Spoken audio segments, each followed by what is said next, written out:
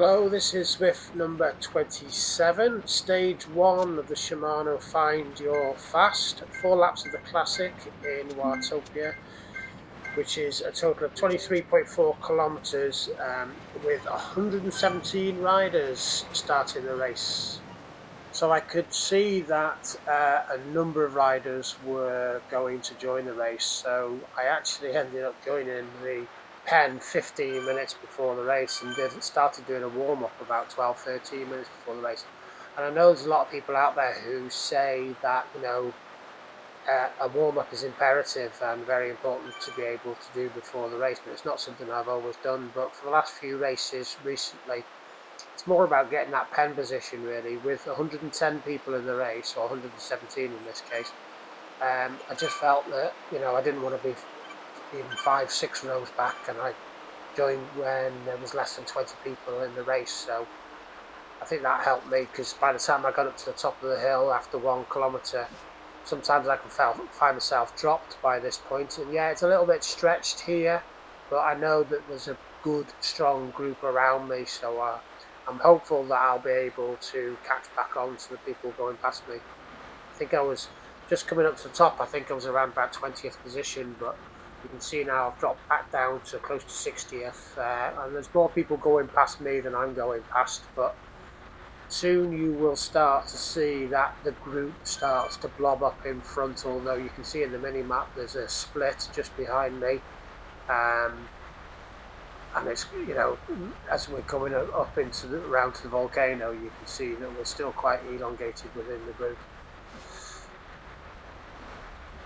I've also spotted a few riders that have been riding in similar races to me recently. Beeble Brock, who also records the races, he's just up in front of me. I also saw Fredrik Kervin from Sweden. He was racing with me last week, or against me I should say. And also P. Jenkins. I saw P. Jenkins in the race previously, and I remember commenting on him, how he'd come back from the front group and then latched onto our group. So yeah, as we go through the volcano there, you can see that from bobbing up slightly in the top 80, I was able to take the lead momentarily. And then down the hill, I was able to ease off. So in a good position, we've completely blobbed up now into a very small, tight peloton as we go down a few more hills onto the flats around the side of the volcano. And just looking to preserve a little bit of energy now. We're not too far away from the bottom of the hill, which is where I'm always going to struggle. So we'll see what that brings us in a few kilometres. So then we take a right past the Big Bear there on the left hand side and the village on the right hand side. And you can see that I've got a power up as a feather, and I don't know how many points I've gone past so far, but I know that I think at this point I could have got another power up, but I'm very aware that the feather is going to be very important as I'm just about to start going up the hill. You can see in the mini map where the green line is. We're just at the bottom of the hill now, and here it comes here. So I had to keep hold of the feather there. In an ideal world, I would have liked to have used that power up or a power up, but there was no point. I needed the feather to get up this hill. I don't hit it yet. I think I aim to hit it in the second orange section, which is the longest of the steeper inclines.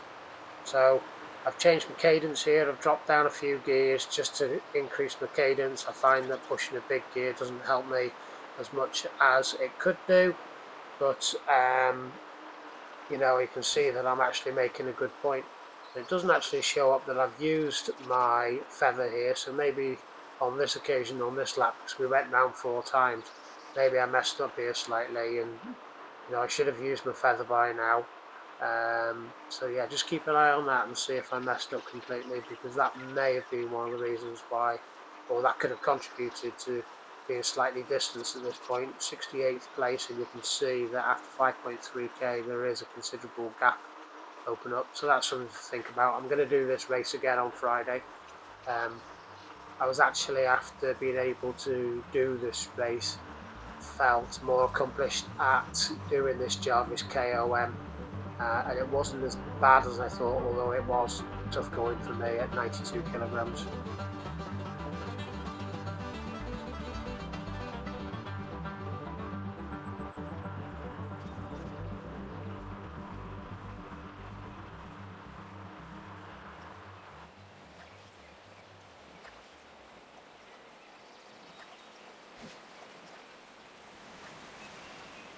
So if you look in the top right hand corner at the mini map, you can see that the banner is coming up, and this is the last part of the KOM. The banner is just after the top of these little 3 inclines, and really making an effort. You can see there up to 500 watts just to catch hold of a few riders, because you can see from the mini map I'm completely distanced from everybody. I'm thinking, can I make that effort to jump the gap to the people in front? They're 8 seconds ahead, but I've used a lot of energy. Heart rate up to 160. It's not going to allow me to work much harder to try and catch on.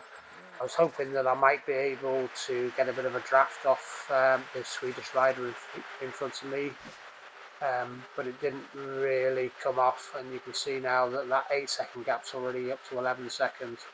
So just start to ease off. You can see from my readings down the bottom of the page how my colours are now in the greens and the blues, and there's around about 4 riders who come past me, so I just decided to latch onto them. My watts are down into the 160s, 150s, and I'm just easing off now, so you'll also see my average drop down as well.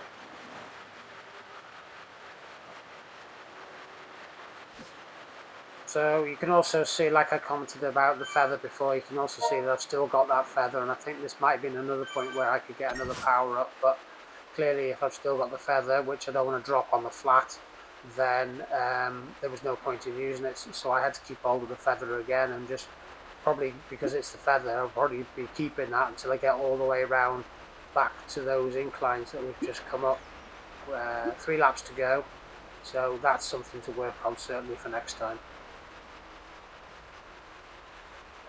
So 14.8 kilometers to go, and I'm in with, I think it's 5 other, yeah, there's the 5th rider there coming through, and I'm just going to settle in with these now. There's no point in pushing. I'm riding with Peter van Heide from Sweden, Frank Viola from Germany, Riccardo Bortoletto from Italy, Mark Hall, and Chus Martin. I think Chus Martin was in the race last week as well. So here we go, up the hill, and it's just basically concentrate on not getting dropped. So you'll see cadence increases. It's 72s at the moment, up to the 98s. Just changing the gear slightly, just so that I can spin rather than push and grind a big gear, and it works quite well there. You can see that I've gone ahead of the other 4 just momentarily, but you know, that's what I'm focusing on there, just keeping the cadence high, just keep spinning those pedals, and just keep working hard and not wanting to be dropped. You can see there's a rider, there's P. Jenkins, who I mentioned just before. He's 7 seconds ahead, and then somebody's just shot past out of our group, so just conscious that I don't want to get dropped at all coming up the hill. And this time I have used the feather, so yeah, great improvement from the first time round. Doesn't really show that it's helped me much, but it does make a difference.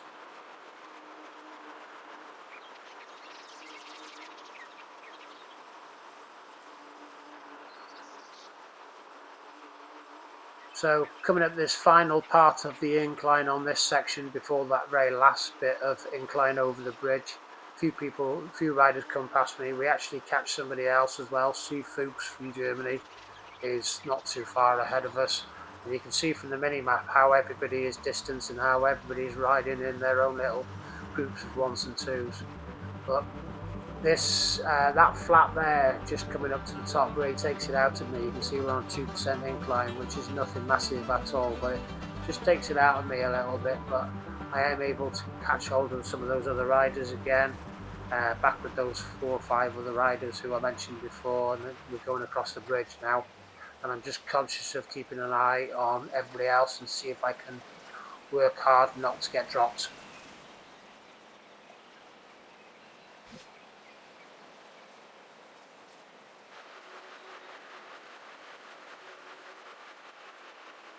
So as we come up to the bridge now, I'm hoping that you can see an increase in my cadence there. Yep, up into the 400s from around 250. I really power up hard there because I just don't want to get dropped at this point.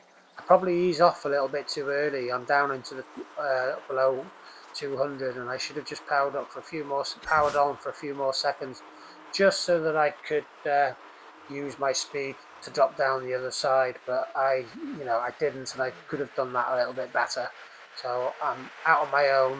I'm conscious that I'm not too worried that I'm being distanced from the people in front because I've never been up with them. So I'm just going to ease off now and catch hold of the group that I've been riding with all the way around, and here they come past. So I latch onto them for the rest of the way down this hill.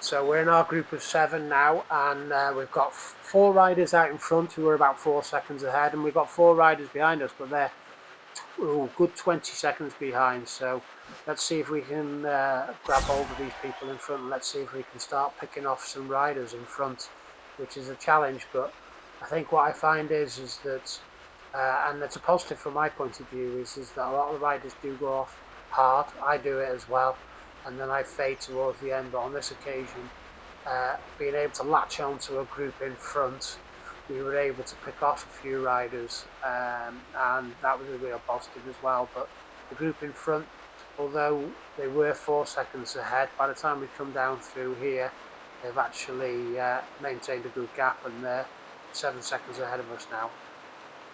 And I've got a feather as we go past that next point where I could have used my power up, or could have gained another power up. So I was just conscious again of keeping that feather, and let's see if I use this feather this time at an appropriate time. I did say on that very first time up the hill I used it going up this second orange section, which is, like I said, is the longest, steepest part.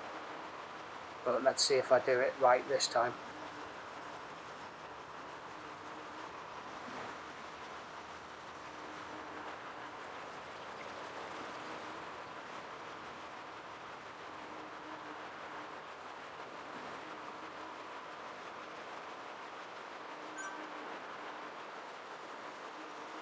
So yeah, hallelujah, I dropped my feather this time at the right time, going up that second part.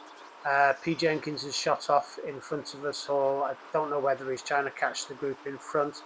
They've now opened it up to 13 seconds, which is a bit disappointing from our point of view.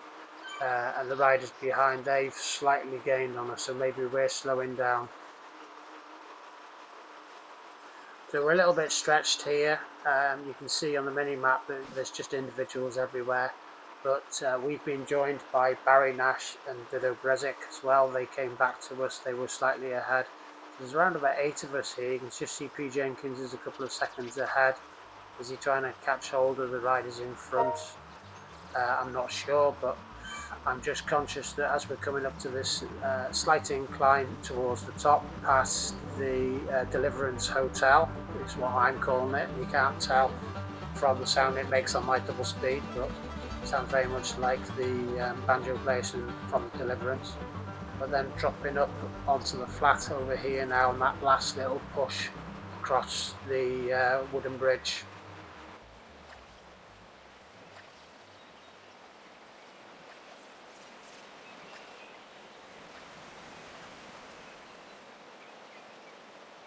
So again, coming up close to the banner for the KOM, on the Jarvis KOM, up this final incline.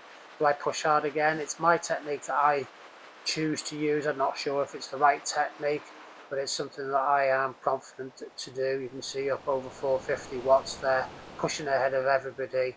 I think I kept my power up for a little bit longer this time, just because I felt as though I'd made a mistake that first time round. You can see I was right in doing so, and so then I just ease off now.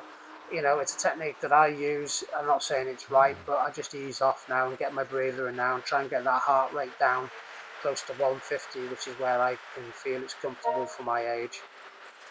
So you'll see the others go past me again, and I'm still hoping that we might be able to catch hold of that group ahead, but they're 9 seconds ahead. There they go, and I have to suddenly increase my wattage just to catch hold of the back of them as they bomb down the hill on that 6% decline.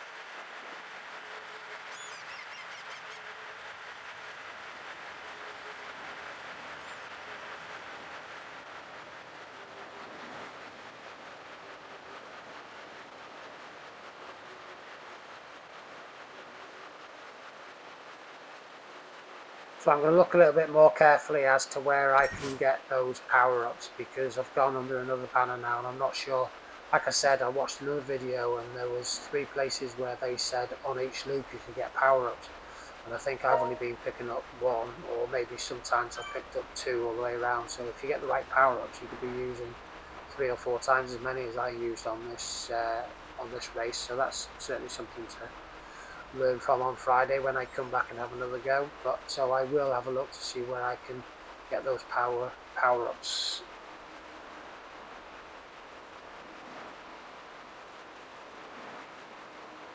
So coming up to 1 lap to go, and I start to jump through all the groups now, and I find out that everybody's quite well spread out. I haven't actually got a time to where the group in front was, but here they are. First place is P. Van Opstal. I'm not sure where he finishes at this point, but we'll try and remember that name when we see the final results. But wasn't able to stay with many of the other groups for too long, because I'm conscious that as I'm coming up this hill now, I need to concentrate on my position. So again, increase my cadence up to around 90 revolutions per minute, and just trying to stay with the riders in front. We've actually got G-Chick to come back to us. I don't know if I mentioned him, Giles Chick, but he was around about 8 seconds ahead, and he's slowly come back to us. I don't know whether that's because he's eased off or we're keeping up a good cadence and speed.